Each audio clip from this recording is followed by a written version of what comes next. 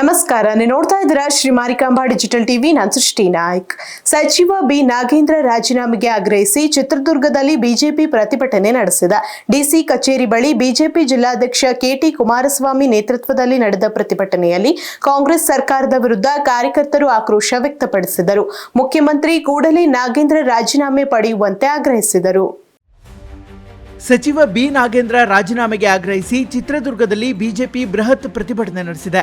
ನಗರದ ಜಿಲ್ಲಾಧಿಕಾರಿ ಕಚೇರಿ ಬಳಿ ಬಿಜೆಪಿ ಜಿಲ್ಲಾಧ್ಯಕ್ಷ ಕೆಟಿ ಕುಮಾರಸ್ವಾಮಿ ನೇತೃತ್ವದಲ್ಲಿ ಧರಣಿ ನಡೆದಿದ್ದು, ಬಿಜೆಪಿ ಕಾರ್ಯಕರ್ತರು ಕಾಂಗ್ರೆಸ್ ಸರ್ಕಾರದ ವಿರುದ್ಧ ಆಕ್ರೋಶ ವ್ಯಕ್ತಪಡಿಸಿದ್ದಾರೆ.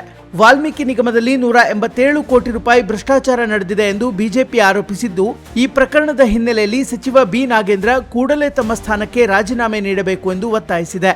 ಭ್ರಷ್ಟಾಚಾರದ ಆರೋಪ ಎದುರಿಸ್ತಾ ಇರುವ ವ್ಯಕ್ತಿಗೆ ಕಾಂಗ್ರೆಸ್ ಸರ್ಕಾರ ಸಚಿವ ಸ್ಥಾನ ನೀಡಿದೆ ಎಂದು ಬಿಜೆಪಿ ನಾಯಕರು ಟೀಕೆ ಮಾಡಿದ್ದಾರೆ. ಪ್ರಕರಣದ ಕುರಿತು ಸರ್ಕಾರ ಗಂಭೀರವಾಗಿ ನಡೆದುಕೊಳ್ಳಬೇಕು ಹಾಗೂ ಮುಖ್ಯಮಂತ್ರಿ ಕೂಡಲೇ ಸಚಿವ ಬಿ ನಾಗೇಂದ್ರ ಅವರ ರಾಜೀನಾಮೆ ಪಡೆಯಬೇಕು ಅಂತ ಪ್ರತಿಭಟನಾಕಾರರು ಆಗ್ರಹಿಸಿದ್ದಾರೆ. ಇದೇ ವೇಳೆ ತಮ್ಮ ಬೇಡಿಕೆಗೆ ಸರ್ಕಾರ ಸ್ಪಂದಿಸಬೇಕು ಎಂದು ಬಿಜೆಪಿ ಮುಖಂಡರು ಒತ್ತಾಯಿಸಿದ್ದು, ಇಲ್ಲವಾದರೆ ಹೋರಾಟ ಮುಂದುವರಿಸುವುದಾಗಿ ಎಚ್ಚರಿಕೆ ನೀಡಿದ್ದಾರೆ.